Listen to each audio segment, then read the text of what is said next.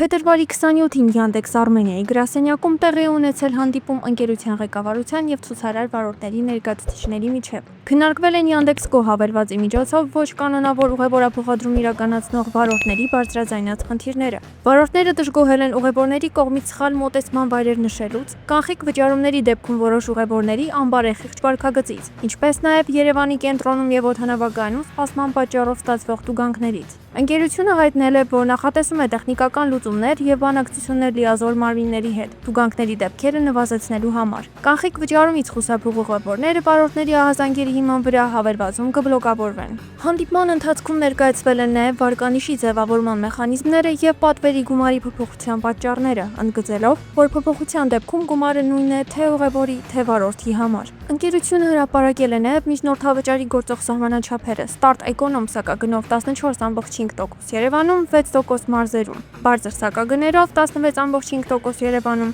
7% մարզերում։ Նշվում է, որ տոկոսադրույքը ներառում է ավելացված արժեքի հարկ։ 2025 թվականին ընկերությունը պետական բյուջե է վճարել ավելի քան 3.6 միլիարդ դրամ հարկ Yandex Taxi ծառայության գծով։ Բացի այդ, նախատեսվում է ներդնել ղեկավար կազմի հետ անհատական հանդիպումների ձևաչափ և տարեվերջին գործարկել միասնական կատարողների կենտրոն վարորդների և առաքիչների հետ կապն ավելի արդյունավետ դարձնելու համար։ Քննարկվում է նաև հավելվածի միջոցով պատվերներ իրականացնելու այլընտրանքային ձևաչափ, որը կարող է նվազեցնել վարորդներից գանձվող ընդհանուր վճարումները։